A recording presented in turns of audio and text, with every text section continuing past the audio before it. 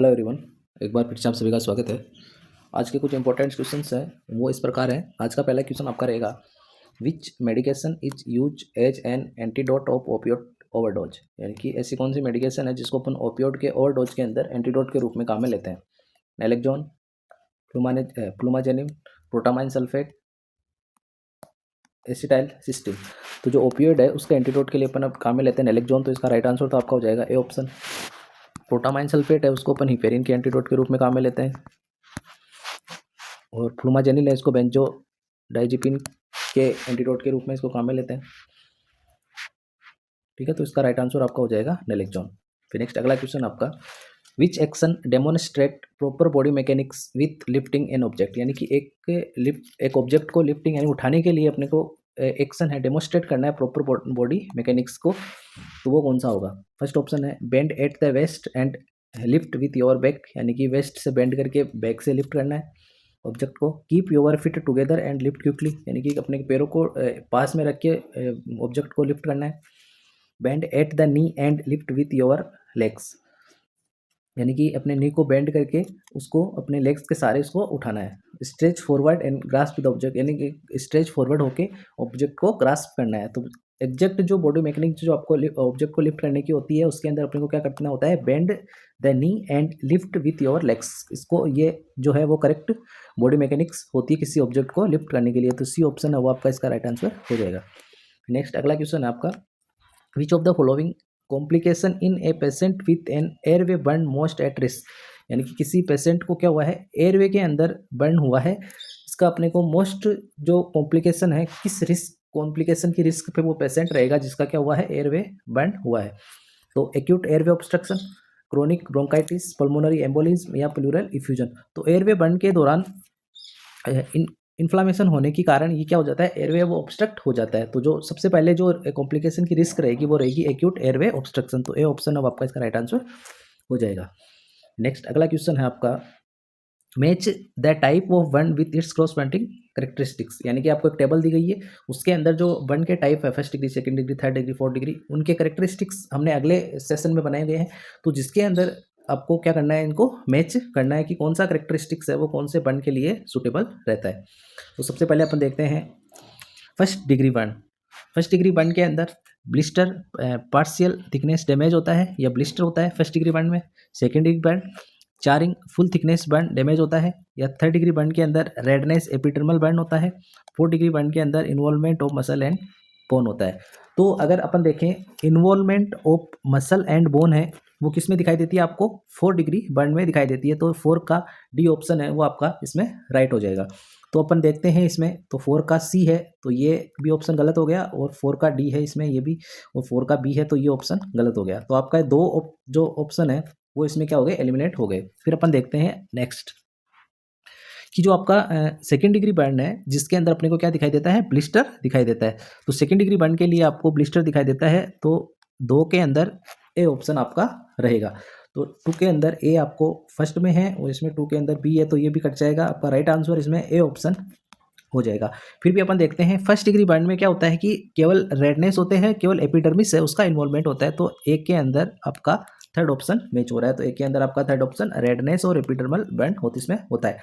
और third degree burn के अंदर क्या होता है, चेयरिंग फुल थिकनेस डैमेज होती है स्किन, उसको अपन थर्ड डिग्री बर्न के अंदर। तो सी के आपका थर्ड के अंदर बी ऑप्शन है, तो थर्ड के अंदर बी ऑप्शन है, ये आपका इसका राइट आंसर हो जाएगा।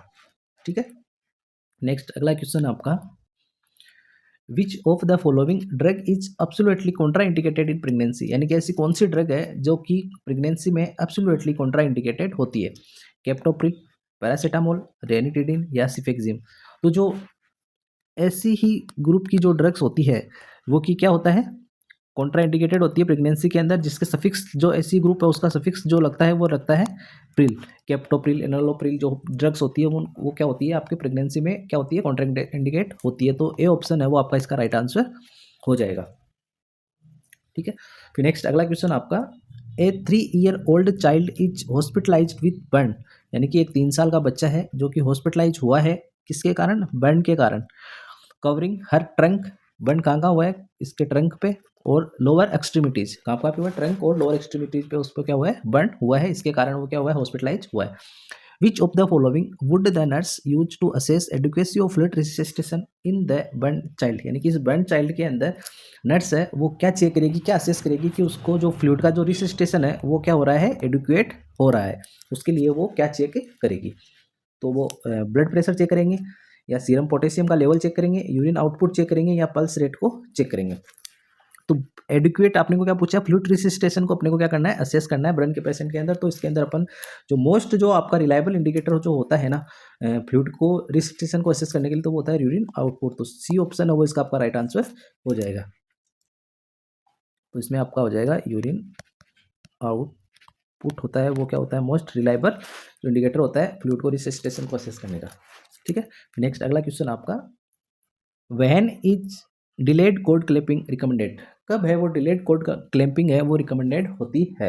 फर्स्ट ऑप्शन है term and preterm baby irrespective of birth weight, vigorous term and preterm babies require resuscitation, vigorous term baby not required resuscitation, all term babies born at 37 week.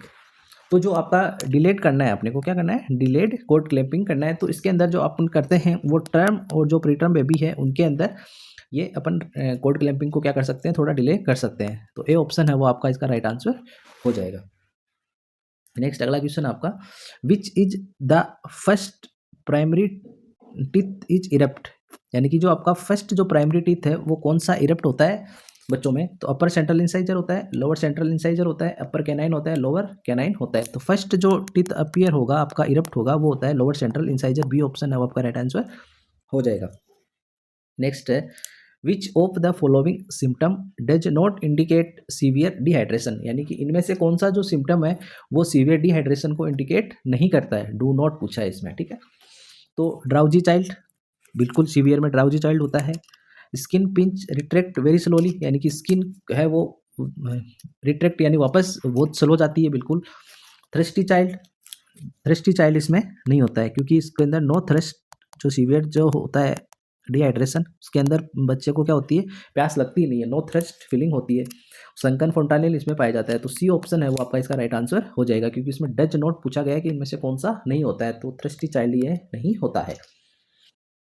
Next अगला question आपका, specific sign of kwashiorkor is, यानी कि kwashiorkor के लिए specific sign क्या है, pitting oedema, weight loss, flake sign, muscle वॉस्टिंग।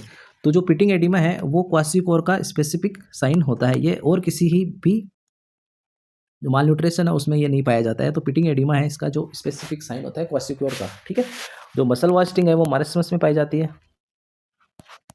ठीक है, तो ये थे आपके आज के कुछ इंपॉर्टेंट क्वेश्चंस। ये बहुत इंपॉर्टेंट क्वेश्चंस है, इनमें से आपको डायरेक्टली एक या दो क्वेश्चन आपको हर एग्जाम में देखने को मिलते हैं, तो आप इसको अच्छे से रीड करना।